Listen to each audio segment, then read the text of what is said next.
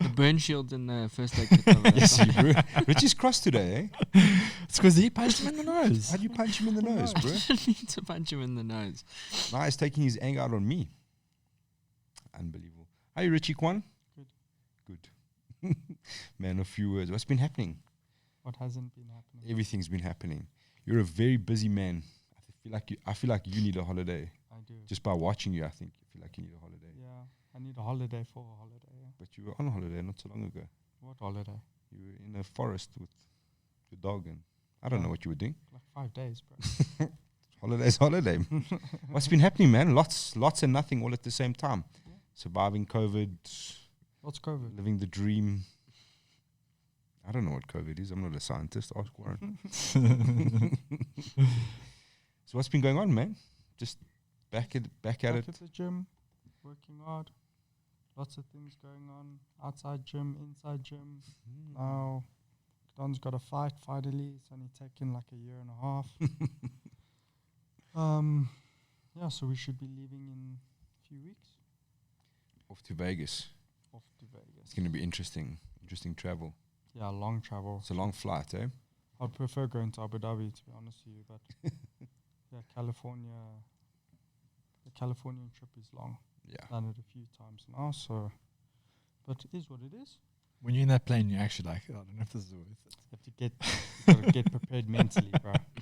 Gotta get prepared mentally for a 48-hour, 24-hour flight. Isn't that like you watch a movie, you have your chow, and you're like, shit, we've actually killed a bit of time, and you look, and there's still like 10 hours to go. You know? Yeah, exactly. If you make the fatal error of not booking your seat, and then you get the window seat, and you got two people that don't like moving next to you, oh my goodness. It's also going to be interesting now with the whole COVID situation. I think there will be, or I hope, less people on the flight. So you Yeah, can there have will be, yeah. more seats to yourself. Well, maybe you're going to get that main card treatment, bro. Maybe you get one of those suites. Well, we are on main cards. The problem is Emirates is not flying from here. Yeah. So who would you be flying with? We are Delta? flying with KLM. I think it's Oh, yeah, no, you're not getting those seats. So you're going to KLM. Germany first, or Holland? No, we're going to Amsterdam. Amsterdam, yeah. Holland, yeah. Yeah, no, sorry, Rich, there's no cabin on KLM. You'll be sitting straight up. KLM's nice though. Yeah, it is nice, but Yeah. it's not Emirates. I'm small, buddy. I don't need much, eh? You see those things, you get a door, my man. What are you talking about? You have a problem in Yeah, no, but that's airplanes. fine. I'm not flying anywhere. The sweet. furthest I'm going is Cape Town. So I don't mind. Hey, being small on a flight has its perks. It eh? does. I can Believe me, it almost does. turn completely on my side on that chair. Goes sideways. Yeah, so Yeah, so can I, if there's no one next to me. it's gonna be interesting. But it's cool. It's not like it's not the first time. I mean, last year we were in California. Oz was with us. I've done it a few times. So pack the bags, get on the flight, go, get the job done, come back. You one of those, you want to get home straight afterwards. You want to get out. I don't mind. Like, it is what it is. If I stay, I must stay for a purpose. So Fair enough. Do you have anywhere that you guys are going to be training there when you're there? well, because it's in Vegas. Vegas with the Apex Center, so we'll be at the Apex Center. And the PI. Awesome. Yeah, the PI. Sorry, the Apex yeah. Center linked to the PI. So I think you can use both of them, right? Yeah, They but I split the think camps. I think what they've been traditionally what they've been doing is like your headliner, they take over the Apex kind of thing because of the way it's set up with I think you book your slots. yeah. So you got to book your slots at the PI, and then you go. And if it's that time's booked, then you have to find the other time. Yeah. Or they might do it. They might do it like the time you're fighting on your card is like you have that time. Yeah, you get priority on that. Yeah, priority on that. But yeah, I mean they've got the saunas, got the ice baths, they've got everything. Good. there, so like Got like flipping bikinetics, Yeah, sports massage therapists. therapists, You get like everything. luxury treatment. Yeah, dude. 5-star treatment for Don, so it'll be good. Yeah. Would you just thinking off the bat? Would you then manipulate your training around the PI? Like say, okay, we can get a slot at the PI at 4 p.m. So we're gonna do X, Y, Z before and after. Or We always obviously it doesn't matter who it is. You always want to try and train when you land. Train at the time that you're gonna fight. But that doesn't always work out how you want to.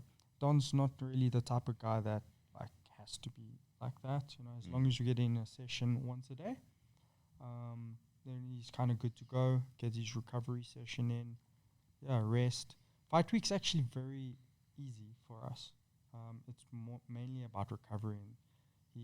Myself, Don, we love it because we get to sleep a lot. I don't get to sleep here, so we go fight week. I was going to say, I remember in Abu Dhabi, you guys did a lot of chilling out. Yeah. There was a lot of that. Fight week's literally just sleep. We wake up, we sweat, we go back, we sleep and chill. We don't, Sounds like the get life, that, right? so, yeah. The dream. Blissful. Man. The dream. And at the end, you've got to get in a cage with someone, so it's not all that relaxing. So it's not like, it's not hectic. I mean, our sessions are max 30 minutes. I mean, he's cutting weight, you know. All the work's done already. Like, even now it's, you know, he's deloading it.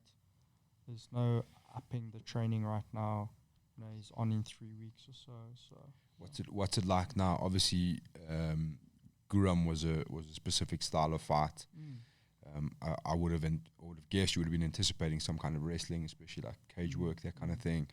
And then 5-6 weeks out, having to change that completely. Is there a big shift in what you're doing with Don, or is it still kind of just always working on what Don does best? Yeah, it's like you know, people like to talk about in camp, out camp. For us, an in camp is actually just focusing on your opponent, but consistent training is key. So we don't have an in camp, out camp. It's a mindset that changes once you sign the contract. Then our focus is on the opponent, what the opponent does, how do we put a game plan for that, and then all the training is put towards, you know, the emphasis of the easiest path to a win. So Guram was in, now he's out, new opponent's in, and I prefer the new opponent. I think he has less tools than Guram. I feel Guram was a much more well-rounded athlete. He could do more. Sure. For the new opponent is more of a bully fighter. He's, in my opinion, very one-dimensional with his striking as well. His wrestling, grappling is not near to what Guram was either. So, yeah, I mean, it's also a kind of a styles make fight. So it's a striker versus striker, and that's actually what UFC wants.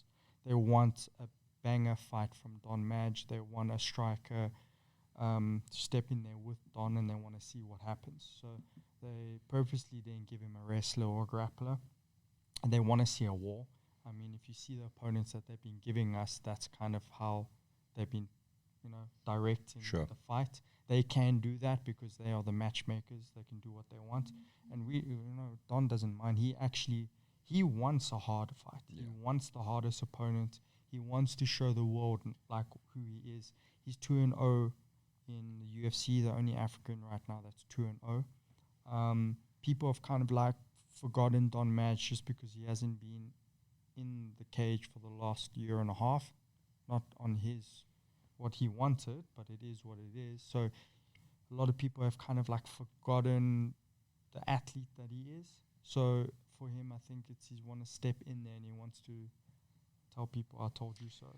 Yeah, it's a lot. I suppose Don and Drickus are quite similar in that length. Like Drickus wants hard fights, and I mean Don stuck up his hand to take a fight like Islam, and I know a lot of people will say like, you know, it's never going to happen because of the way you're ranked inside the UFC's eyes or stuff like that. Yeah. But at the same time, you're sticking up your hand. You mentally you're cool with taking that fight. You know what I mean? And you know what's the worst that can happen? They're going to be like, that's not the plan. Yeah. But that willingness to step up on short notice and face someone like Islam, and I know Don petitioned quite hard for the Cowboy fight. You know, and I remember seeing someone saying, "Oh, why would you want to fight someone on his way out?" I mean, a guy like Cowboy, obviously, it's a massive name, and it doesn't matter who you are; he's always going to be a tough fight. Yeah. You know what I mean? He's got that it's like more the experience Highlander, than most. You know, want to take the guy's head and take his power. Yeah. So at the end of the day, like everyone knows who Cowboy is. Like you don't even have to discuss it. So if Don got that fight, he destroys that guy. He takes that guy's power at the end of the day. You know, it's an amazing fight for Don, and style-wise, I mean, we all know that would make a cracker of a fight. And Don's just kind of looking. We're trying to path it correctly in terms of of those type of fights. You know, he's not fighting for a contract. He's not fighting to, you know, kind of keep his 2-0 record right now. He wants to step in there and actually prove to the UFC and prove to everyone else around the world like he's here to stay and he wants the big fights and he can perform. You know, his first fight kind of blew him up, and people had this massive expectation of Don Match because of his first fight. Not a lot of people, well, hardly any, do what he did in their debut. His second fight, a lot of people kind of looked down on it. I don't know why, but I think it's more about the perception. Yeah. Because of his first fight, not understanding that the first punch he threw broke his hand, and we had to change game plan straight away. And I mean, he didn't lose any round. It was 27-30 basically every round. He wrestled the shit out of the guy. But uneducated human doesn't see it like that. They want to see a war. They want to see Don Match knock a guy out. Head kicks, boy. Yeah, that's what happened, you know. And I believe now these two opponents that they gave us is going to feed that fire. It's going to bring out that type of fight, you know. You know, you never know what's going to happen in the fight. Don wanted to stand with his last opponent, but unfortunately, you know, a broken hand doesn't really allow you to do that. So you got to move on to the next best thing and win the fight. So, I mean, it was a true testament to his fight IQ, though. 100%. You know, like, people don't realize that when you're in that fight, you have to get these reads and then adjust accordingly to the situation. And he like did it seamlessly. You know, everyone thought that was his game plan when they realized that was actually Plan B. Yeah. You know, fighting's gathering information. Your eyes gather information, you process the information, then you execute. So, you know, that's what guys need to understand, that you have a game plan, but it's not necessarily what's going to happen in the fight every single time. Sometimes it works, sometimes it doesn't, and you got to adjust. Yeah, that was an interesting fight because even like the wrestling, he was having difficulties to a point, and even the wrestling he had to adjust because like the way he was entering on the double wasn't working because the guy's legs were so long. Yeah, I mean, it was so the guy crazy. was like 6'3". Yeah, he's massive. It was so crazy because I could actually hear JP shouting stuff in Afrikaans from where I was sitting. Yeah. It was mental. Yeah. And I could hear what he was saying. He was trying to tell him, like, cut the corner, cut the corner, cut the corner. So he was trying to pull back. The thing was, because the guy was so long and tall, our main sequences wouldn't work because as he would elevate him, the length, his toe would just be balancing on the floor. Yeah. So eventually, I think it was round 3, that he actually got him down on the ground. And that's because we told him to pull him off the cage, turn him, and run him into the middle of the cage. Because he was so tall, he was using the cage to keep his balance up. And, you know, we weren't we wanted the takedown, you know, instead of like shooting for something else. But like it all worked out at the end of the day. Don's got a massive fight IQ and he listens. You know, it's not like you talking to a wall in there, and that athletes need to learn about that type of stuff. So one of the things I wanted to ask, I mean, we've seen, I mean, everyone always loves the second something like when everyone moved to Apex, everyone was like, oh, what's going on? Like, doesn't really matter firstly, but now it's kind of like a new return, if you will. Like you and Chef are coaching together again, and everyone's starting to come back as a team. What sort of how different do you think that is for guys like Don to have that whole unit slowly back together again? Yeah, it's cool to have everyone, you know, working together as a team. Like some of the old guys are back. You know, we've got some new guys. Right now we've got a good group of guys that are working all to the same goal, and no one's working for their own goal. You know, Don Madge has a fight coming up, so we're working towards that. Chad will have a fight coming up, we will work towards that. So it's a good group of guys that understand the dynamics of the team and the dynamics of each other right now, and it's working really well. Yeah, you know, and everyone's back at FFM as well. You know, we've got guys from all the affiliates, you know, Apex and, you know, Fifth Element, and everyone's kind of in. Cobrinha, Polokwane is in. You know, we have a really good group of guys and affiliates that are all kind of working together, you know, for the same goal. Drama free. Now you guys have to all answer some questions about your boy Gilbert Burns, who got dealt on the weekend. I don't know why you guys didn't want to listen to me. So sad.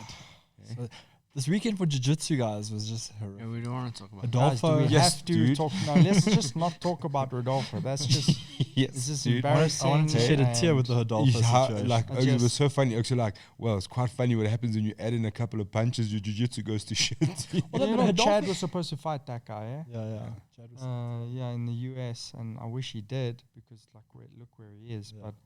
But Rodolfo. But Rodolfo's had that before. Even when he fought in, I think it was ACB that he was fighting in.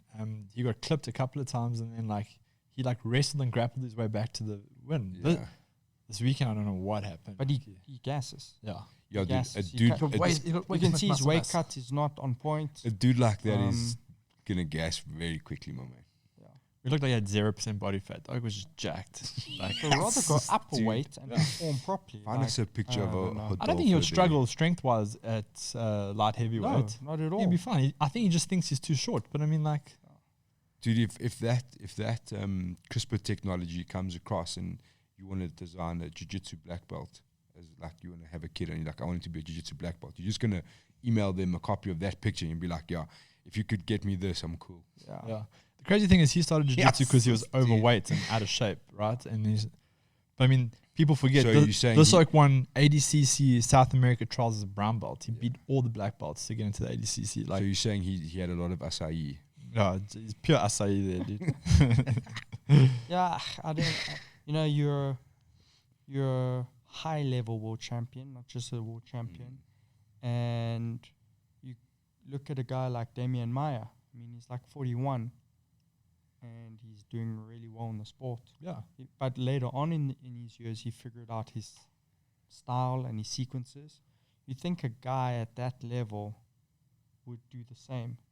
And it's like when he's in there, for me, watching him, he's like, kind of doesn't really have his sequences down. Like Damien Mai, we all know, hits a single leg, either takes you down off there, single to back. Once he's on the back, you know, he laces your legs, gets on the back, and it's kind of He's got done. solid sequences. Yeah, if he's on his back, he goes to half guard, straightens the leg, you know, controls the weak hand, strong hand comes, gets his underhook, and he wrestles the single leg. Like, it's the same shit, but he's a world champion, so he can do it to anyone. You think a guy like this would have that stuff? Do you think it comes down to coaching though? Because him and Jacques are in that same camp in Florida that's led by that Look, MMA. I mean, look at Chakra. Yeah. Like, why are you even trying to stand with people? Yeah. You know, you get one knockout, you get hungry for it, and then you forget who you are, and then you go up against a guy that has many more years than you in striking, and you try to strike with them and Exactly. you lose. Like, you know, Jacare, old school world champion. Yeah. Rodolfo, and his nickname was the black belt hunter. Yeah. At a brown belt level, he's He was destroying, smoking smoking high level black belts. You think you just get Stick your to what you- wrestling in order, hit the mat, it's game over. But yeah, I don't know. Do you think it's like the same can be said? I mean, you talk about Jacare striking. Do you think the same can be said for someone like Adolfo, who's so confident that he will just get every fight to the ground and never actually has just doesn't know what to do, gets tagged, and he's like, So everything becomes sloppy. Because So if you for- saw for how me, Hernandez, like, it's the training camp. Like, if you look at Jacare, just the stuff that you find online, and you look at the countdowns, and he's always doing striking, like always doing, and he, like, stupid shit, like he's walking in a circle At a hitting stupid pad. camp as well. Like, Yeah, I don't want to be where's ugly, but I mean, the other side of that coin, if you look at like Romero, like the countdowns and stuff, it's just him and 57 other massive Cuban men throwing each other around, and then you're like, cool, he's probably going to wrestle in this fight, and Never the fight comes and he's like, you are an Olympic fucking wrestler. Why are you not wrestling? if I was like Jacare or Rodolfo, and like I was in the position, I get into the UFC on this high level black belt, my first port of call would be like, okay, who's successfully done what I've just done, right? Damien Maya's Yeah. the Yeah. best at doing Sure. it. Why not just go to Damien Maya and let him transition you into that next level? Because everyone in the UFC is good. You've gone from promotions where there's a couple of good guys and a couple of shit guys. Now you're going to where everyone's good there. There's no shit guys in the UFC. Ryan Hall's the exact same. Yeah. Ryan Hall's Exactly. the exact same. But yeah, and I think it's- he's been cut, who? Ryan Hall. Ryan Hall. Really? They removed him What? from the rankings, yeah. And that's from inactivity. No, though. they won't cut him. I mean, He's been begging for but fights. they can't remove. He literally has been asking for fight. No one wants to fight him because he's super dangerous. Yeah. So it's I mean, Because the same who the did black they horse in that who did division. they do that Yeah. to Leon Edwards? They did the same thing, Yeah. but like because he's pulled out of a few as well. Yeah. Who Ryan Hall, has he? I'm sure, dude. No, I think he's the pulled only out of one. one. Yeah, one. This one from a knee injury that I hear. And then he was begging Dan Oaks Ige. for a Wasn't year. wasn't he supposed to be fighting Dan Ige? And Yeah. something happened there Yeah. as well. No, But they got the that's this replacement, one. Oh no. yeah, but the one before, who was he scheduled to fight? Go pull up his record, bro. Let's solve this problem, Rourke. Have they got a replacement for Iga. Kamzat yet? Is Colby definitely? No, it's Popping not. in. It's not done yet.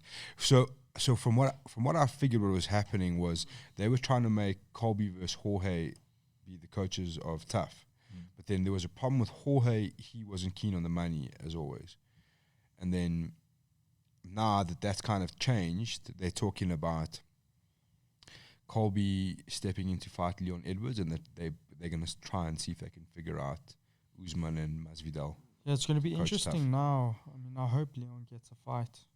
He's kind of also been in the same boat. No, it's dangerous. Nobody wants that fight. No one wants that fight, man. So who withdrew from those Ricardo See, Lamas? there's So three in a event row cancelled due there. to coronavirus. Second one was Hall injury, and then third one Hall withdrew. Okay. Yeah, see, so he was injured two. twice in a row. Interesting. Yeah, that is very interesting. What about your boy Gilbert Burns? Hey, man. Did you hear what he said? That was, I found it quite interesting. Like, he said he was a bit overzealous. Like he tagged Usman early, and just I don't know if I agree with that, to be honest. I must. Well, he's also Like got this lust for knocking people out now, right? Yeah. It's a perfect example. Yeah. Knocks a few guys out. Never mind, he's like tapped hundreds of people, Yeah. and now he just wants to knock guys out. Like, Well, What he's do we- definitely got the power. What would your approach be though, Rich? Like you got this high level black belt, and now you're fighting Kamaru Usman, who's never been taken down in his entire career. Like, how would you actually approach that? Because now there's very little possibility of you getting it to where you're the yeah, strongest. well, a guy that has really good wrestling, you got to use the striking to open up the timing aspect for your shots. And for me, fighting a wrestler, you don't want to shoot to take him down. You want to shoot for a position, so shooting to get to the back. And I feel a lot of Oh, like guys Bump over, get onto the back. shoot to the back. It's like when you grapple to the back. Yeah. When you're on someone's back, you have the highest percentage of finishing them. You know, you're safe. So, like, if you're fighting a guy like Usman that has, I think, one of the best takedown defenses. 100% Yeah, takedown. 100% takedown defense. Never been taken down in like You either 13 have UFC to fights. have a really good understanding of setting up strikes to open up a timing and opportunity for the takedown, and have to recycle that, knowing that the first 3 or 4 are not going to work, and only on the 5 and 6 one is going to, or you got to keep shooting or have wrestling sequences not for the takedown, but for a position like the back, and then obviously, you know, I wouldn't want to wrestle a high-level wrestler in the middle. Yeah. I'd prefer it to be on the cage, because the cage is a total dynamic difference of wrestling than it is for freestyle and Greco, Yeah. where mixed martial arts has bred this new sport of cage wrestling. It's a brand new understanding and ideology of martial arts on the cage. So, yeah, I mean, how many times did he shoot? I can't even remember. It wasn't a lot. It wasn't Yeah. a lot. Wasn't So a lot. that's what I mean. He had this Rookie. these guys have the Tomboy. hunger for Time to shine. knockouts. Yeah. You know? They get this bloodlust for knockouts. In reality, he might have, I would say, try wrestle him for at least the first 3 rounds, get him tired. 4th round, come out, strike a little bit, and maybe the 5th round you're able to get his back. Yeah. You know, it's a 5-round fight. Yeah. You got to understand that. Like you said, he knocked Usman down the first round twice, and I think he might have got too excited and gassed himself, not Definitely. understanding it's a 5-round His fight. pace definitely You dropped know, significantly. Woodman was told, Usman was like, "Hey, chill. Yeah. That's the first round. What's that? Go back to the game plan." And Yeah. 0 of 3, eh? Zero. Takedowns. One in the first round, two in the second round. second. The second he was getting pieced up. But check, so yes, let's look at Usman's significant strike You see, percentage, for me 61%. though, Usman can definitely become the greatest welterweight of all time. Your people were getting upset last night. I was saying the same thing. Yeah. People were very upset. Shut your Don't mouth. listen. I'm not saying is. Yeah, I'm saying can be. we got to I start think- put him I in the think he's getting conversation. there. Yeah. He's definitely getting there. Yeah. We got to start to put him in the conversation. I think. Let's have a look. The thing is, like, where does he go from here? You know what I mean? Like, the modern era is kind of like automatically people are like, oh, he must fight Khabib, or he must fight GSP, or he must move up to middleweight. I'm like, why can't he just stay where the fuck he is and just carry on doing what he's doing? Well, you know what I mean? he's calling for the Jorge Masvidal coaching Yeah. to coach Fight opposite him. Jorge. He'll beat Jorge again. Yeah. Yeah. I think To he knows me- it. That's why he's asking for Yeah. it. you To know, me, like- there's no one right no, now. but it's There's the no one money, that- dude. Yeah. There's no one that's going to beat him. I think if he gets like 2-3 more wins, he's surpassed GSP. Yeah. And yeah, then you I can't think- deny it. I think with Kamaru, I think the fight we really want to see him to kind of, we've got to see him versus Covington again. I think that's the hardest he's been pressed in some time. Yes. And that's also one So of the maybe a rematch one of of the that, greatest yeah. fights. But I think there's nothing wrong with both of them.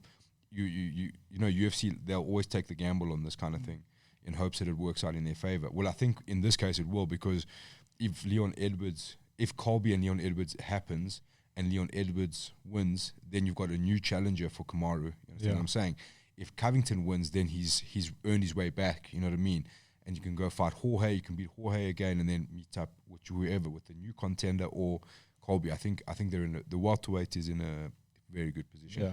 And when you can start to head Khamzat back into the mix, if he is really the real deal. Honestly, I don't think Khamzat No. breaks those top 10 guys. Yeah, well, I think he that's was what on a we were one-way about track to to see, his yeah. first That's what loss. we wanted to see, but I don't believe I think they like pushed it too hard. Khamzat's even near where Usman is. So Yeah. like I know people are calling for that fight even now, and I'm like, It's silly. It's very silly. So Yeah, the problem is Usman's fought everyone. Like he Yeah. is right now the best welterweight in the world. Well, he cleared out the division easy. Yeah. Like, He's literally cleared out the division. GSP, there was always a challenger.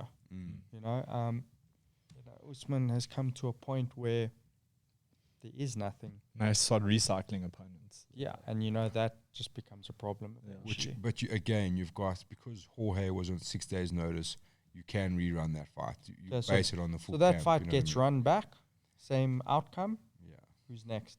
Colby. Well, if he Well, beats now Leon you're Edwards. now But we're that's deep a into rerun. recycling. So now we're in deep in Yeah, but again, recycling. like I don't think anyone's gonna like I say, if they can go their own separate ways and carry on winning, there's no reason why you wouldn't do that. Yeah. I You know what would mean? like to see Leon Edwards. Yeah, to be honest with definitely. you, Yeah. because if you watch that 3-round fight, that was a fight. Like, Has Kamaru fought Wonderboy? No. Wonderboy put his hand up this morning and said, he Yeah, wants to but- fight him. So I think it's the same situation. I think Wonderboy gets steamrolled. I also GSP don't- has got 13 UFC title fights, 12-1. So realistically, you've still currently got lists 4 0-4. guys there in the mix. Kamaru's sitting on 4. Kamaru's got 4 UFC title fights. GSP's got 13. yeah. 12-1. But did he defend 13? No, he hold on. He lost that Matsera fight. So Yeah. he won one, lost the first defense, and then from there it was winning again, and then defending all the way through until he won the middleweight. So I think John Jones has like the I think he's total got 10 Yeah, title the highest Crazy. title defenses at like 15 Yeah. title Yeah. defenses or something. I think that's always gonna be a marker, not how many you're involved in, like consecutively, how many you can defend. Yeah. I think that's gonna be. I think the And I closest active person is Yeah. Amanda. I don't. 7 or something. I don't think Kamaru's. I don't think his body's gonna hold up for 15 title defenses. Anderson It's not Silva gonna holds happen. the record for the most consecutive title defenses. I think, because Jones had to relinquish. Most consecutive, hey? It's not necessarily Yeah, but Jones is gonna go in there and beat in whoever's title the bouts. heavyweight champion. and Jones he's is gonna end- crazy, dude. He's just gonna end this conversation. bro. Okay, It's so just gonna in be title done. bouts, the Like, total we is can't look past 15. any of it No. anymore. So there's 15. 3 fighters who have had 15 title fights: John Jones, Randy Couture, and George St. Pierre. Forget about Randy, eh? Obviously, This that's was a counting different era, wins and right? losses. Randy Yeah. won 9 of those and lost 6 of those. Yes. Um, The other thing I wanted to ask you, Rich, was that whole dynamic between Burns and Usman, and you guys didn't want to listen to me when I told you that Trevor Whitman will be the X factor. But I think Kamaru was good enough before he went to Whitman. Though. the jab, my man, did you ever see that jab before? So you go to Kobe's fight. Did he not have a jab? No, he did. Oh. I'm just giving them back. Rich is burning you hard. He's crossed with me today. Put some sunscreen Because on. I'm not training enough, No, bro. but I who fucking was- go for surgery Who now, was my with man. Usman? Hey? Kobe's fight. Yeah. No. Whitman. I'm not discrediting No, that at all. Whitman was. But so he just, might have. just giving them cuck. Listen, I love Whitman. I Yeah. think I like the style how he approaches athletes. Yeah. I'm a big fan of him. Oh, for dude. sure. Do you? But likewise with Henry. Henry's like my mentor. So Yeah. I like he's my guy. So that's why I wanted to ask you the question, and kind of, how do you think the whole dynamic was handled between teammates? Well, teammates, really. I think is the best way to put it. Let's not say friends or whatever else, because it's there's always going to be someone is always going to be more pissed off than someone else, So and they played it really cool, but you could see the tension no, was there definitely is there. definitely a backstory that I'll probably will find out once I talk to Henry. Like I said, Henry's my mentor Yeah. basically for MMA. I think he was put in a very hard situation, definitely. How I play it out, I mean, I've actually been in the same position, but locally. And my rule has always been like, you wait. We don't fight teammates. That's a taboo. We don't go down. We don't even look down that road. And if you do, then you leave. Yeah. That's how that's my morals. I feel that it shouldn't have happened. I feel that Gilbert should have waited for Usman's era to end before he steps up, or if he lost. Guys go there, but he can't wait, and I don't really care. For me, it's a moral thing. Yeah. I don't feel that it's right for teammates to fight But teammates. And if you so- want to do it, then you leave to another camp, Yeah. and then at least you know there's the line, and you've stepped over the line, and we can do X, Y, Z now. And would you base so let's put you in the situation. Would you base that on the hierarchy of a camp, saying that he is the champion? You know what I mean? So you will have to wait. He's done the work to be put in a situation where he calls the shots. Yeah. You know, and guys go, but it's not fair. Why is it not fair? He has mentored Gilbert. Yeah. Yeah. So Gilbert, in my view, what he did is very disrespectful. You know, and someone should have stepped up and said, "Hey, bro, like, shut up. Yeah. Know your place. This is what we do." And if Gilbert had an issue with that, well, then he needs to then look at relocating to another camp. But then you know that it's done. Yeah. You know, Because that in essence, like it wasn't even the case where the UFC had kind of forced it upon them as like, you know, this is the next guy. he called him out. He had called him out. Yeah. Like he called his So that's the teammate thing. out. Like no And one now really you've split your camp. really knows the background story to it. You know, Everyone was playing it off like they did it so well, you know, like, but actually, like, he split that whole camp up. I mean, Yeah. Jorge Santiago, I know he wasn't like a deep part, but I mean, Yeah. he split off with Kamaru. You've lost your welterweight champ that was in your camp, who was running wrestling practices. Like, I mean, so you've lost a coach. and no an teammates athlete. went with Usman. Yeah. So that's where I feel like there's a big backstory, because 0 teammates went with Usman. Yeah, but also like I think there's factors in that. It's like changing states. It's going from California to Colorado. Like, you know, so there's a lot involved there. But yeah, Florida So- to Colorado. yeah, from Florida. What did I say? Cali, California. yeah. But you could see Kamaru I think he was really upset by the whole thing. But he was like playing it off. It wasn't that bad. I'd be but upset, dude. No, you could see he was like, When you're the welterweight especially- champion, you have to move. especially Cheese like it. towards the end of the fight week. You could see it was starting to get to him. No, you Like could the see things there they were was- saying and like they didn't releasing touch up. sparring footage and they didn't touch in the cage. yeah. No, there's definitely a lot of bad blood. It'll be interesting now, once like everyone understands who's the alpha, and you know, to actually see what Usman does he kind of go back to Henry a little bit? Does he not? He's indicated he- that he's staying where he is. Yeah. So there's a massive backstory to Yeah. this Yeah. story. Sure. And I don't think anyone will actually ever find out what the real story is and what Yeah. happened. But for me, I have been put in the situation locally, and I've just, as a coach, gone, there's the line. That's our moral. That was the DeMart ethics. Boyd situation, right? Yeah, DeMart Boyd. I mean, we had 15 EFC titles, Yeah. you know, so yeah, that's Remember that? that's kind of just we ever find my that vibe. cheesy ass video of Graham trying to convince him to fight? Oh, it's my favorite. I love the video. You can check both Boyd and Demarta. Like, yeah. See if you can find it, bro.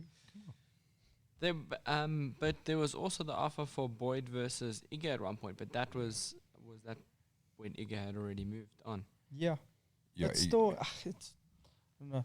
For me, I'm very, like you guys know, I'm very intertwined with my athletes. Even Yeah. guys that have now left. I'm still, at the end of the day, their whole foundation of martial arts comes from me. Yeah. You know, and it's a very touchy thing for me to be in an environment that a guy that's across has been built and bred under my stable, and now we have to do this. Like, Yeah. it's not my vibe, it's not my thing, and I'll never do it. Yeah. Well, it's a big testament to like your coaching that in a few weeks you got 3 athletes that have come out of your camp in the UFC. I mean, Yeah. JP, Cheyenne, Don. JP's whole foundation under you, Cheyenne a little bit, and then Don's resurgence Yeah. under you. Yeah. Yeah, you're gonna have to go deep into the archives, yeah, bro. Yeah. Yeah, I think like I in like a struggled to find it, boardroom. dude. I've seen it before on YouTube. It's like in like go up a bit. Hang on. No. It's like remember in what like it looked the like. old boardroom at the EFC offices. I've got a plan. Do it. Any rumblings of more movement from the EFC? Everyone keeps saying the same thing. March. That's what they keep hearing. March is around the corner. Yeah, man. but that's 2 what I was weeks gonna in March, say. But dude. That's what we were having this conversation. Like that ship sailed already. If you're having an event in March, well, unless it's the end of March, I suppose you still got time. I don't know, man. I don't know. They've adopted the policy where they're just gonna sit tight and announce something when they can, I guess. But yeah, it's I don't know. I feel like it's also at the place where every day that passes, like the situation gets worse. You know what I mean? I don't know, man. I feel super bad for the guys like, especially the younger champions like Faiz, who's just getting sidelined. You know, who's just become a champion. You know, Yeah, figure out where unfortunately, we he's need going. small promotions to build records for the pro athletes instead of one major big one. We're in a different era right now, you know, with COVID, and I just think that there's some promotions that just need to step up and run some professional fights and get the guys in there and, you know, building records so they can start going overseas, because if they sit and wait, they're going to be waiting forever. They're going to blink and they're too old, and now it's done. Yeah, I know there's Which has a lot been of a sad situation for some guys already, right? Like, nothing's happened for more than a year now, and some of the guys are being sidelined prior to COVID. I mean, like, and then their career's done. That's it. You move along. yeah. No more chance to. Yeah, it's not. I hear there's also rumblings of that's what Alpha wants to do. They want to start and they adding should do pro it. fights. And we should have more and more and more, you know. Yeah. More promotions, for me, is the better. Guys can get fights, get their records up. Once their records up, they can start hunting international fights. Yeah, it's going to be an interesting time. I also see there's a lot of guys that are like hinting that they want to come back, and I'm like, but you know, well, that's all fine and well, but at the moment there's What you're nothing coming back to, come yeah. back to. Exactly. You know what I mean? Yeah. So yeah, it's a super interesting time here. It's gonna be very interesting to see what happens. Is this it? Nah. No. Damn. We need young Jamie in here. I'm looking. Calm Come down. on, boy. Wait, there it is. Hmm? No. Go. There you go. There we go. I recognize this video instantly. So I don't know. I've never even seen these videos. You remember this? Puts the pressure on FFM. There's you, Oh, Rich. jeez, Turn I the was volume there. up, boy.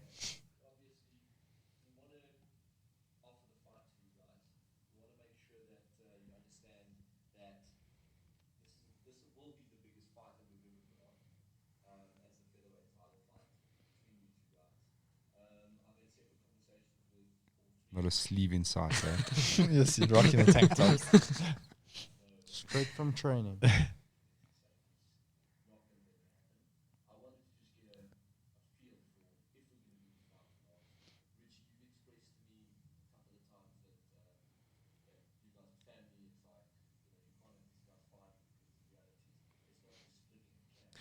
You can see that there was like this was never gonna happen.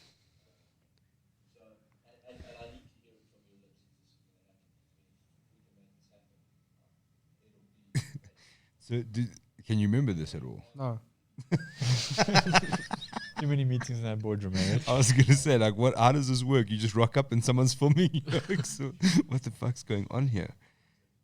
Do you think this was done as like a tool to see if they could build some hype around something like this? Definitely, dude. You know what? I also think it's like, from the promotion's point of view, they want to say, look, this is the fight everyone wants to see. We tried. You know what I mean? They said no. That's also. Gotta stick to your morals and ethics. But I remember when this happened and we were talking about it training. You're like, it's not gonna work. No, it can't You work. never split the How camp. can you split the camp? Yeah. Let's move on. Yeah. I remember watching that. I was like, what is going on here? It's like the most awkward fucking You also 3 you had minutes like, you'll ever you had see like in your 40 life. guys in the division. Why did those two oaks have to fight each other? Yeah. And like And in back the then it was UFC, big, in you the know? UFC, you got even bigger. You know, like some of those divisions are like 100 people strong. Like, why did those two guys have to fight each other? Well, then after that, Boyd went on to fight BB for the featherweight title, and DeMart fought Zulu Boy. Yeah. Remember that? Just remember when Elaine Lunga kicked BB gun into the next atmosphere. Jeez, like it. And that was BB's first fight out of CIT, right? Shh, dude. Jeez. Wasn't it his first and last? Did he fight again after that? Nope. I think he. No, he Well, got I He remember relocated he to got New dude. Zealand. he got He booked got and you booked bitched and moaned like for like yeah, I 4 remember weeks that. later. And I was like, this is fucking ridiculous. The circle was, I thought he was dead in the cage for a little while, bro. And now he's booked to fight 4 weeks later. I'm like, that's impossible. And he still like hit out at me. He was like, oh, fighters are going to fight. I'm like, that's cool. If you want to die, you can go right ahead. Well, remember, I think he hit him so hard he moved to New Zealand. Yeah. Done. Yeah, kicked him to fucking New Zealand, man. The spinning back kick, Yes, immigration, Eh? the spinning So immigration there's kick. two That U-turns. video. There's two career U-turns. A Don Madge career U-turn with Yeah, the head the kick left- and, Left head kick. and a spinning back kick, Elena Lunga career U-turn. Dude, that was one of the scariest things I've ever seen in my life. Because you know, like we were together. I'm sure we were sitting cage side when that happened. I'm pretty sure. And like it looked really bad. And then when they showed the replay, I was like, that hit him in the neck. Yeah. That's how fucking hard that kick is. Is this it? Yeah. Oh, I'm so excited to see this right now. Oh, Oh, dude. This guy's a killer, man. yeah. Elaine's a killer. Oh, dude. And 4 weeks later, they booked him to fight. What? This guy, Elaine's just had such bad luck. Oof. Guy that's 8-0, and just they won't give a title fight. And well. Yeah, and that last dude, Listen, he's an animal showed as some life, he showed some like a Intelligence. maturity, you know. Yeah, the Polish guy. Yeah. Yeah. He fought that guy. Yeah, it's relatively So what do you do if you're Elaine now? Like full-time fighter, there's no promotion anymore. Can they book him at something like UAE Warriors? Yeah, I'm gonna try and get him overseas, just as long as he can get visas and fly. This is the biggest problem we have in Africa. Guys don't realize that, you know. So, yeah, I mean, have any of you listened to the Francis Ngannou podcast with Joe Rogan? My not yet. word. I don't want to ruin it for you guys, but he actually maps out step by step how he got to America, like, or originally to France, and then it's the most insane story you will ever hear in your life. Yeah. It I is heard bits and pieces of it, like working in like coal mines and no. That's like a Monday, bro. It's insane. The things that this oak had to do to get out of Cameroon is, I honestly, like, I think I actually was he an wanna go asylum seeker. no, my man. More He's hectic. a border jumper, my man, of note. Dude, that oak had to cross like the Sahara Desert, climb. Go listen to it, honestly. Definitely go listen to that. If you're listening to this, stop what you're doing and go listen to that. It's insane, man. His story, and it's so crazy. Like, people don't understand. Like, if you listen to what Derek went through, and like eventually somewhere along the line, someone said to him that like, well, you can just stay, because if you're willing to do fucking all of that, it must be horrible wherever you came from. You know what I mean? Like, Well, that's why he's taking care of Dolce now, right? Yeah, It's good.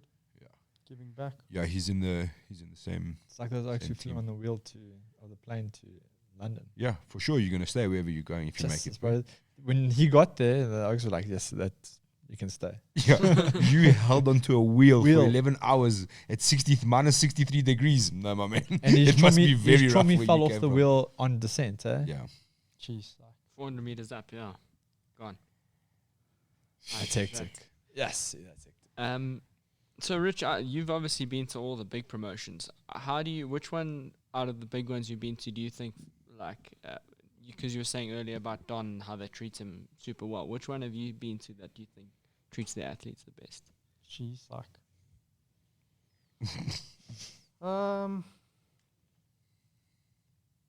Yeah, they're all great in their own way. Like, Yeah. One FC's alright.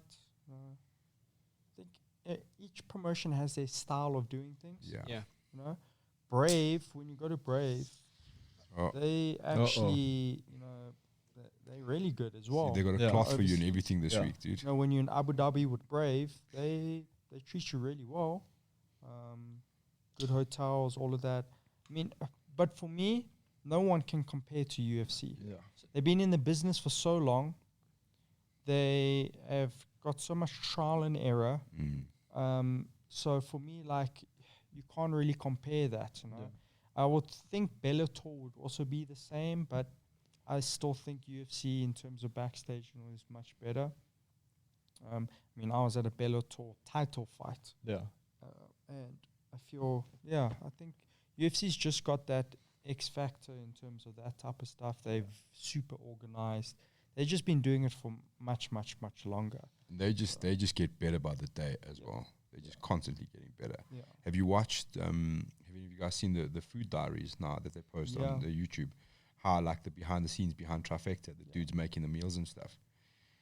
Yeah, that guy's a very cool guy. I remember talking to he's him in Dubai when Hectic, man. Abu Dhabi when they first started, Yeah. and they were kind of like taking it over.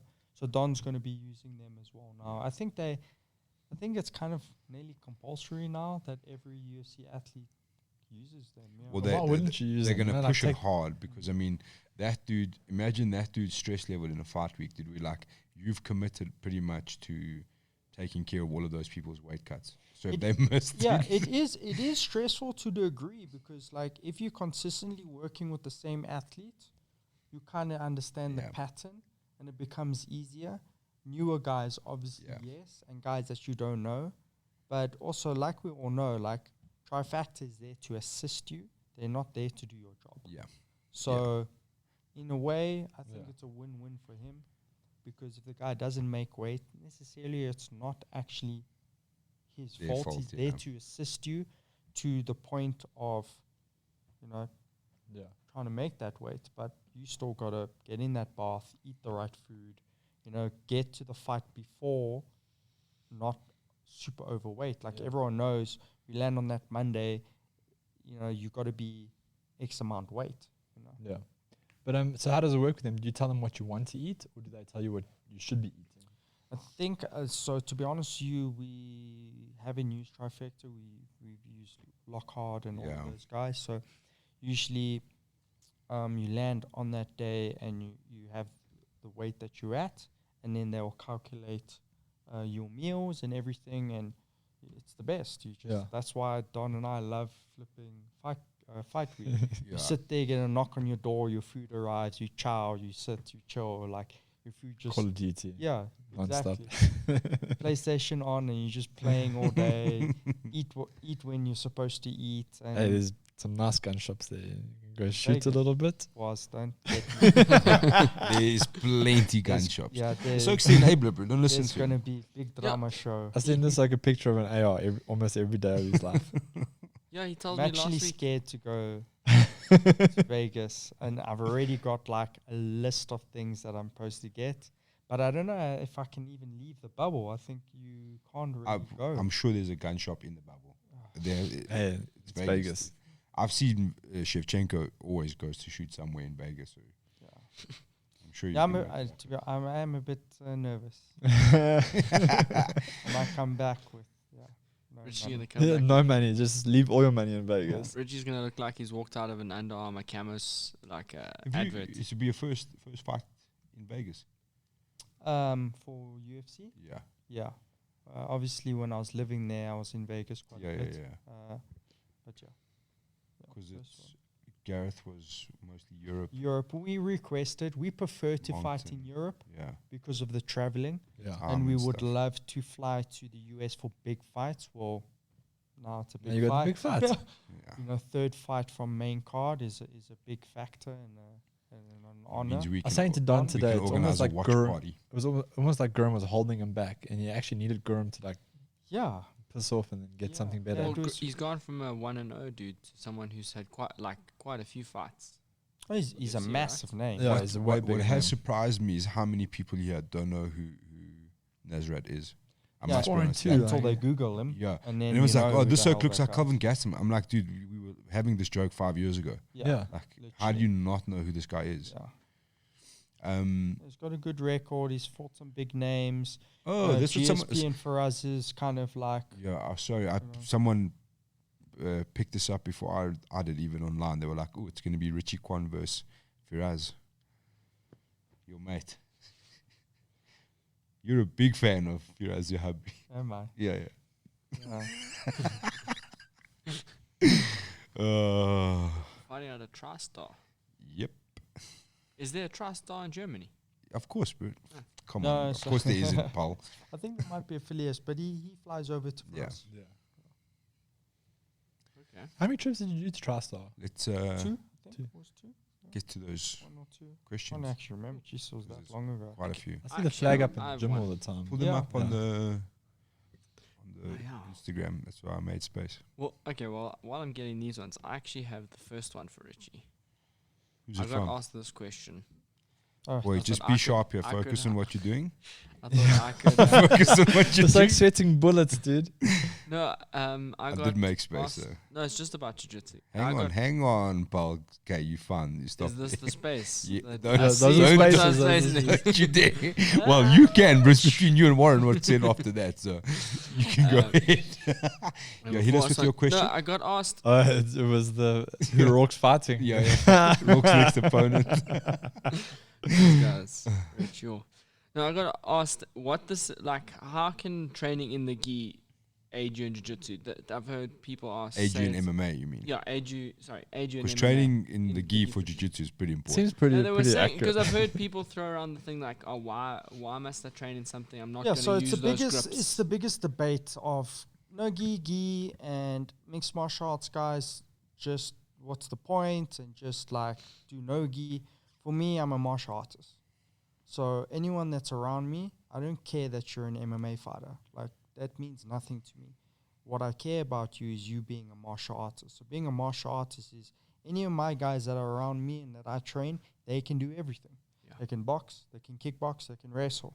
They can put a gi on and they can roll. They can take a gi off and they can roll.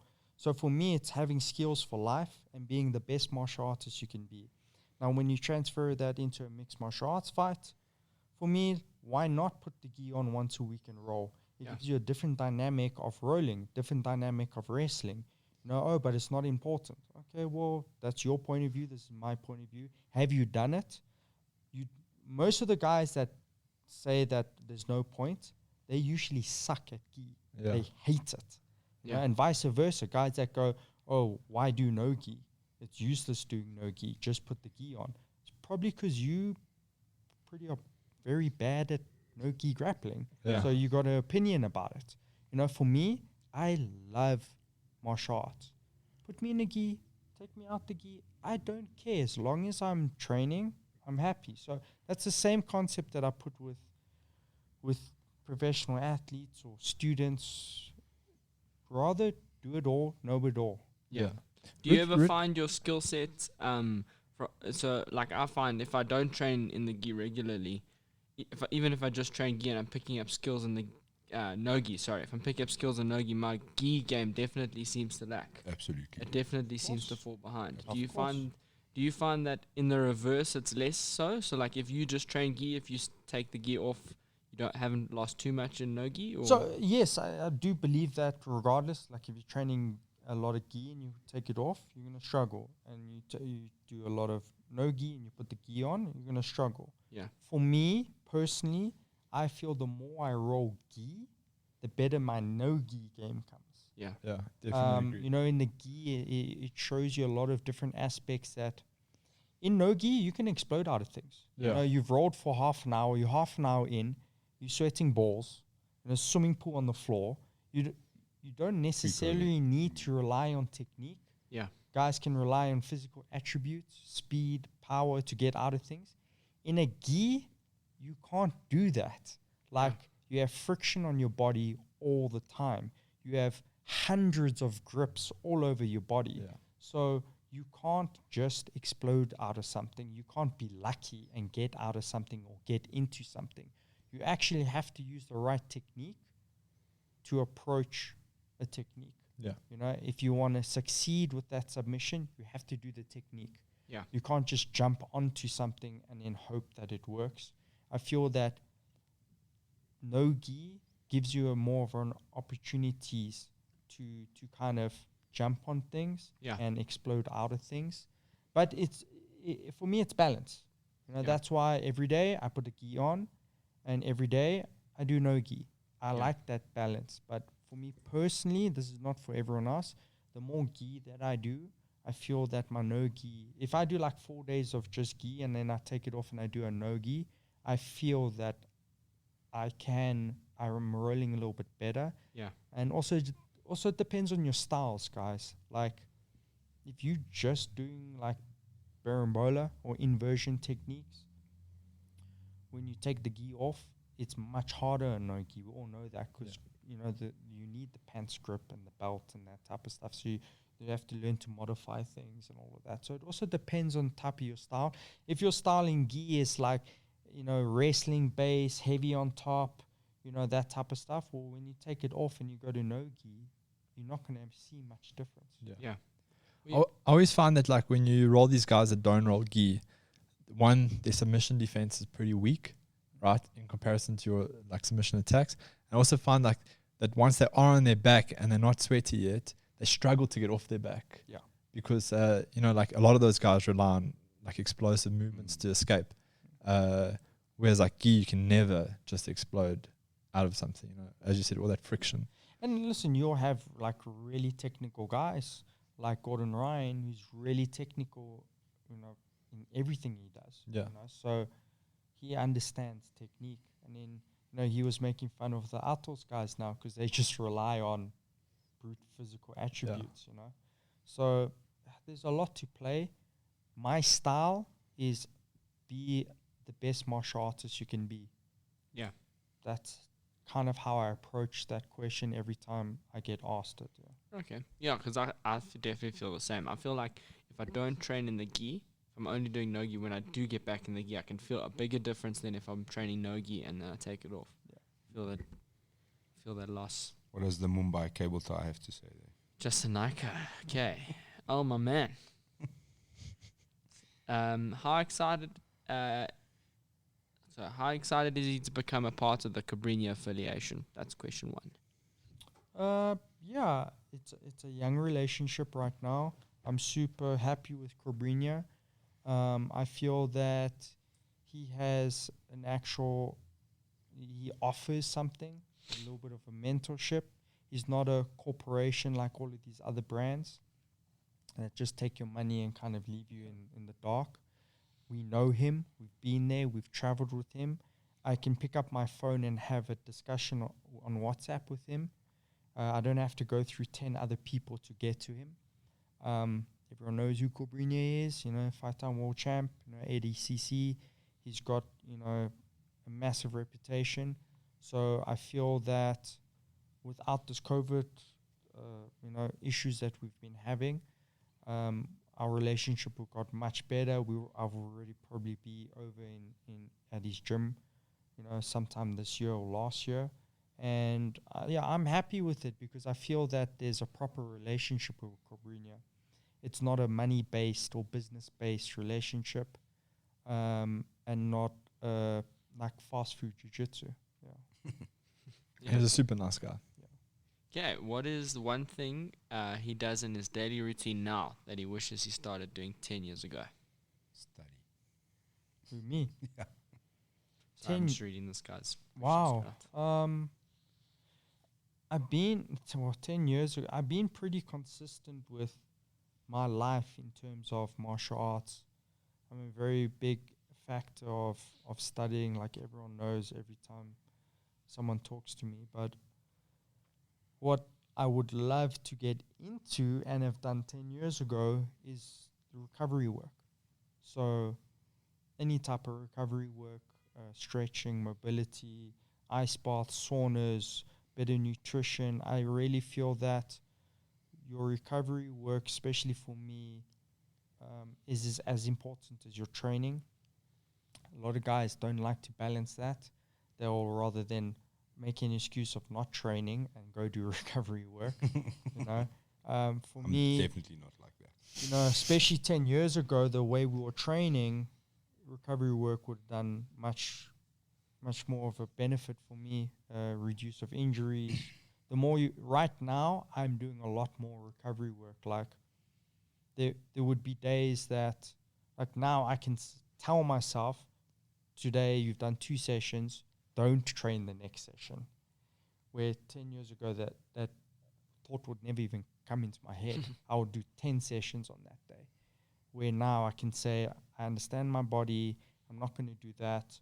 I'll do a sauna session. I will, you know, rest, sleep, get more sleep. Where 10 years ago that was null and void. I never did that. And I feel if I did that 10 years ago, wouldn't have certain injuries right now. I might have actually have learned better, studied more, because I feel like once you hit you physically drained, it's very hard for you to sit down and concentrate and study material and understand things. Where the fresher I am, the more information I can gain. So yeah, I would definitely be recovery. Would you say that the volume of training you did 10 years ago was much higher than now? Jeez, like, yeah, it was a bit stupid 10 years ago. Obviously, that was my days of experimenting, Yeah. you know? That was all my hypotheses of understanding what I wanted to try and do and what worked. Where right now, without those days, I wouldn't know what I knew now. So, I mean, some days, no joke, we do 8 sessions in the day. Yeah. But people forget it was like the Wild West back then, right? There was no BJJ fanatics. There were no like instructionals and all these websites that could tell you what to do. I traveled, not only that, like you would have interviews of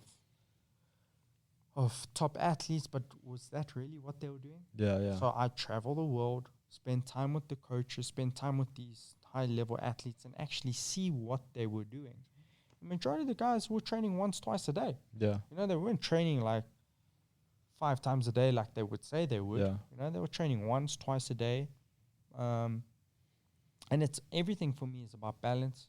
And the biggest thing is working on your weaknesses. So doing more sessions on your weaknesses than your strength, which I feel 90% of people don't do. Yeah. You know, and also that also comes in different factors, you know, like you do need to always fight with your strengths, you know, involved. But yeah, I mean, definitely 10 years ago was a total different era to what it is now. Yeah. Okay, where do you see SA MMA in 2021? 2021 now, jeez. Well, listen, it's actually really great because we have, you know,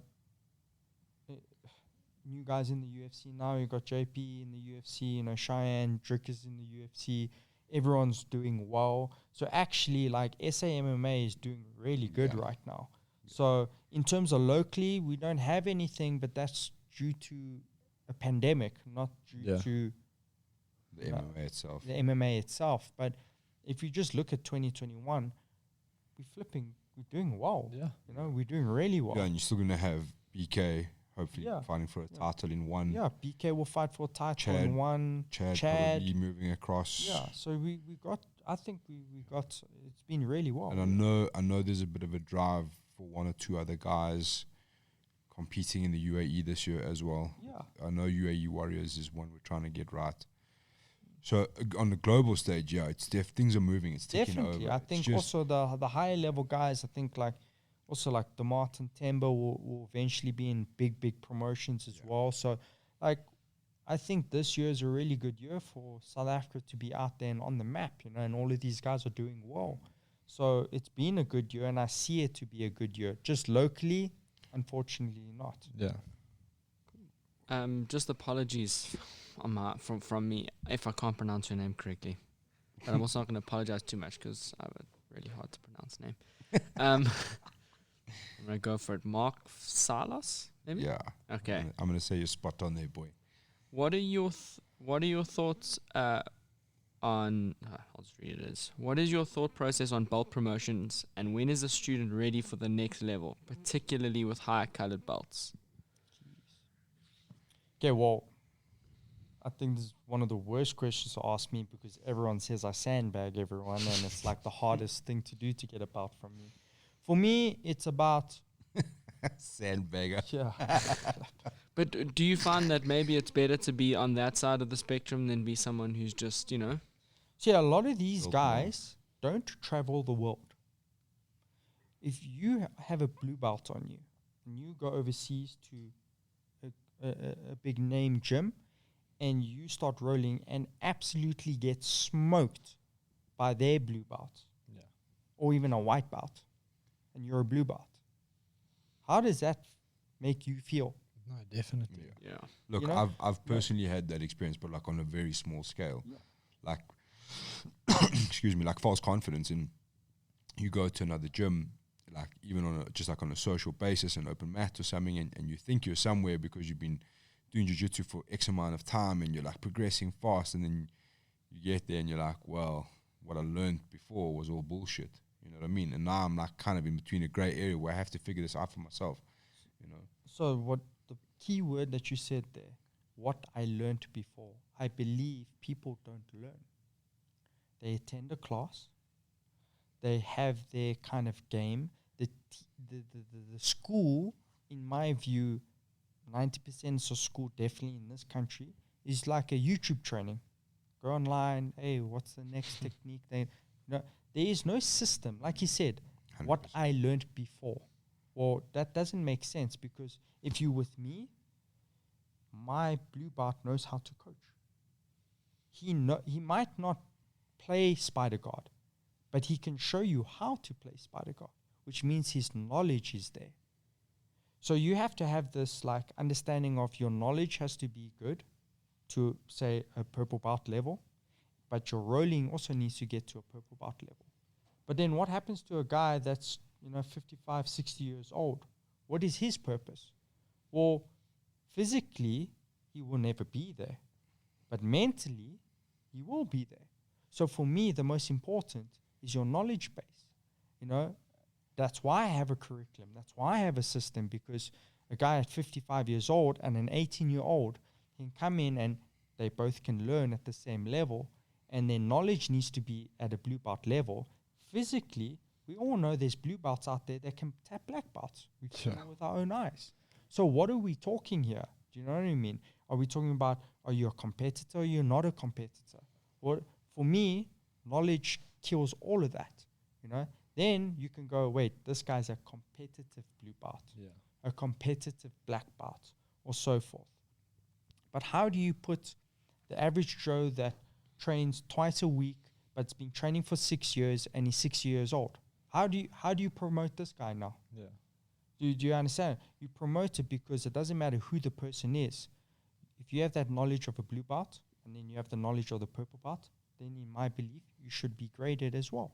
Yeah. The physical attributes will come. Sure. So that's the thing, is that you can go over to another school and you usually tell yourself, shit, I'm not that belt, because you're getting smashed. But you're only getting smashed because you don't know what you're doing or what you need to be doing. You know, you can have a white belt that goes over to these same schools and doesn't get smashed because he's physically a beast. You know, you guys got like a guy like Nicky Rod. You're telling me that guy's knowledge is the same as the other guys? Not in hell. He's a physical specimen. No, I agree So completely. there's two different ways of going like this, you know, and he can just go in and start smashing guys and get graded. Yeah. Or a guy can come in and he's an intellect and he starts getting graded because his knowledge is there as well. I would rather have the guy that has that knowledge base because giving a guy physical attributes is easy for me. You know, rolling hard, doing positional, making the guy consistent. You look at a guy like Dougie, when he first came in 55 years, you push him, he falls over. Now if Dougie grips you, you know you get strong him old gripped. bastard. I try leg lock him. He just looks for my leg as well. He's like, no, I'm going out on my sword with this one. For bar Dougie. promotions, I can't even explain the amount of times Woz has even been there and he's experienced it as well. Like you ask high level jiu-jitsu practitioners, like, how do you do this? Oh, I don't know, you just do it like this. You're like, okay. How do you get off the floor? You just get up. That's my favorite. Oh, I hate that. Get up. I Yeah, hate Just get that. up. Just No? get up. What's the Oh my technical goodness. aspect around X? Oh, just squeeze them harder. Like, okay, great. End of conversation. But just to like follow up on that It's on thing their about walkie. athlete versus like an intelligent martial artist, like I've experienced where I've gone overseas and rolled the black belts, rolled the brown belts, done well with all of them, and then you catch this one blue belt. There you He's go. got like gnarly cauliflower ears, and he's like got a bit of a broader shoulder set, and the oak smushes you for like a whole round, and you're like, you can't get in your head. You're like, how did they even? I just did so well against these high level guys, and then it's like that thing. It's like athleticism. There's blue belts out there that will smash black belts because they're just athletically gifted, you know. Next one, boy. Well, the second part of his question. What do you want to see in a student? I think we kind of just covered that. Or just willing to learn, man. Like, if guys actually learn, that's the biggest thing. You go to a class to learn. Guys don't do that. So if you invested in, it's easy to go to a class and be physical. You know what's hard and what most people don't do is go home and study. Okay, from Dean Buerta. How often should a fighter do strength and conditioning in 1 week during training camp? Everyone's different because are you a physically strong guy where you can deadlift like 250 kilos? Well, guess what? Then you need to be working on maybe aerobic or anaerobic. So you need to be tested in terms of what your weakness is. What your weakness is, that's what you need to work on. But a lot of the martial art community thinks that doing a conditioning workout makes you a fighter. Where no, do martial arts because that's what you need to do. You need to learn how to fight. Yeah. So strength and conditioning, I do think like you need a minimum of 2 strength sessions a week and at least 1 aerobic or anaerobic depending on what you need more a week. And for me, majority of your conditioning should be done on the mat. Yeah. Wrestling, grappling, striking. Strength for me is the key in terms of strength and conditioning. Strength for me is the key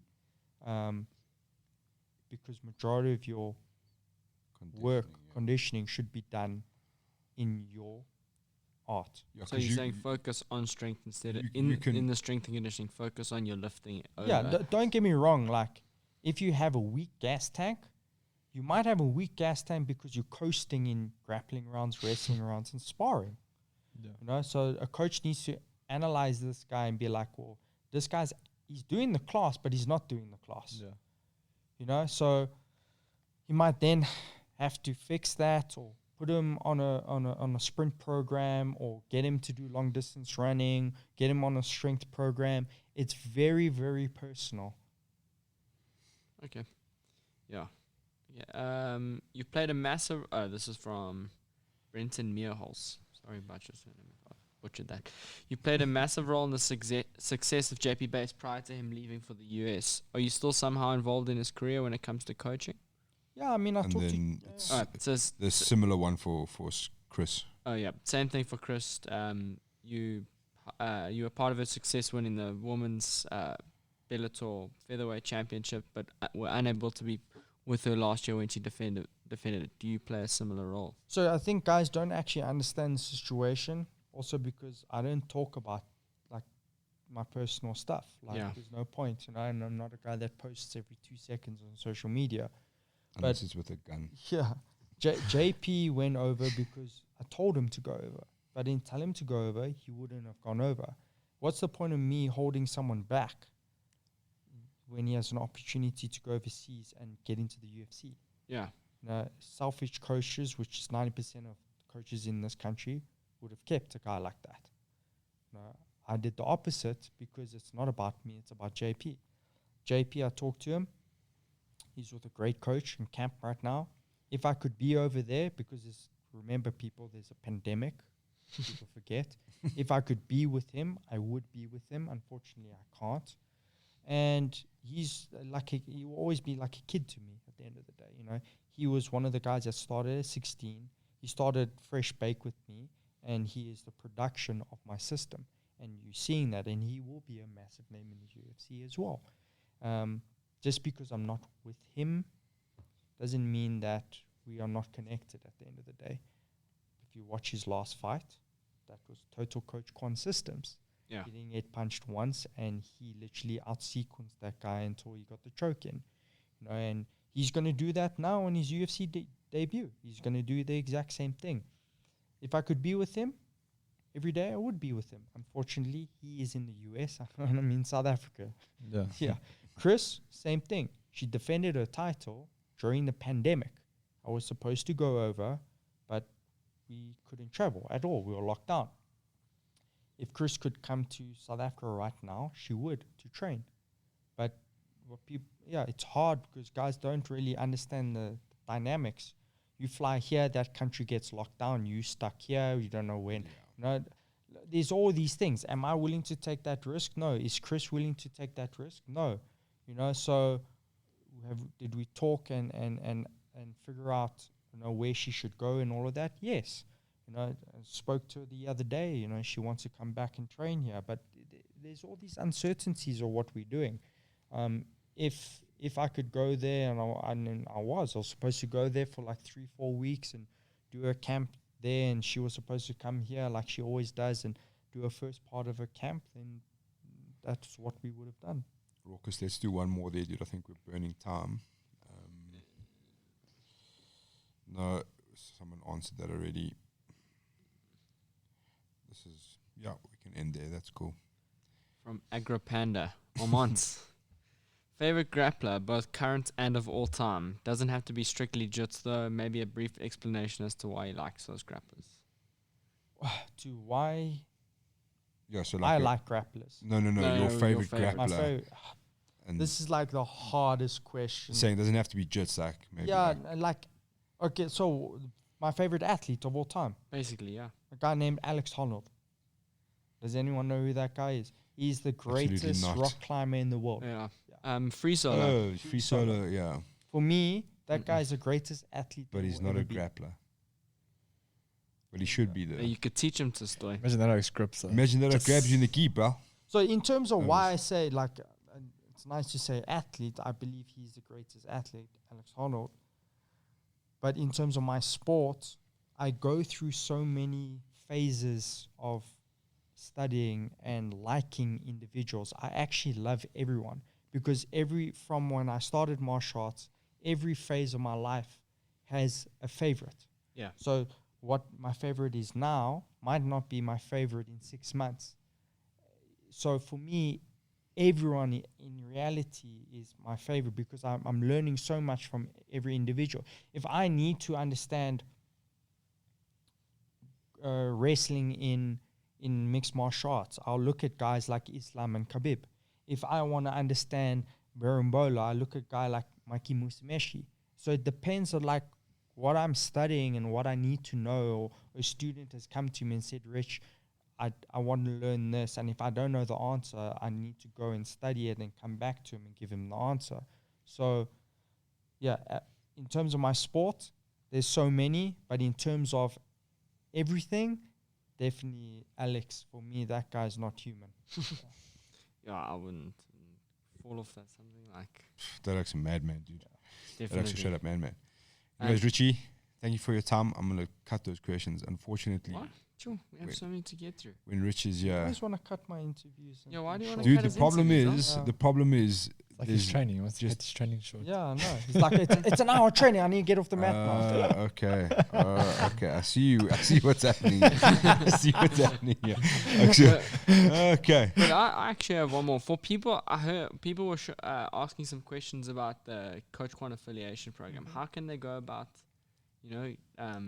Getting involved. getting Cheeky involved in punt. I something like that? it, Rocky. Cheeky No, punt. I'm asking legitimately, So I have a affiliation program, which is actually a real program, not like all these other guys. It's not just a sticker on the wall. Yeah, it's not sticking and won't pay your fee. So I An provide Excel you a spreadsheet of I provide you a program, I provide you information, I provide you mentorship and all of that type of stuff. Literally just contact me. I will look at you and decide yes or no. It doesn't mean he's not gonna like scan you up and down. Yeah. And he's gonna. See There's actually coming to a time right now where I will stop affiliations and only open affiliations every 2 years and add in one school every 2 years. This keeps the school strong, the affiliation strong, also keeps everyone in the affiliation connected. Yeah. In terms of fast food jiu-jitsu, there's affiliation and McDojo. everyone's got your name, but everyone actually doesn't have your DNA. Yeah. No, they don't actually do Coach Quan systems. They do YouTube training. So if someone were to travel if someone were to become a part of that affiliation, they've obviously able to train with you every week and There will be hard work. Yeah. What people don't like to do. I thought you were gonna look at me when you said that for a second. I Like, didn't. okay. Okay. you didn't see. You did like a little. Yeah, I saw that eyeball sliding my way. Fucking bastards. Cool. Fantastic. Well, I'm not going to say where you can find Richie. If you don't know where you can find him, then you're probably not listening to this. But thank you for your time, as always. Cool, I know it's always. Next time we can like get through actual like We're just going to start with the questions next Yeah. time. That's what we're going to do. And then whatever time's left, we'll discuss the rest. So Oaks have always got a lot of questions. But it's funny because like last night, one question came. This morning, 100 came. you want to add it? You want to do a couple more? I'm okay, thank you, boy. If we didn't get your questions, I do apologize greatly. We'll have to do a part 2. Part 2. We'll keep the same questions. We'll start with those. Sweet. Thanks for tuning in. Catch you Yes. soon. Peace.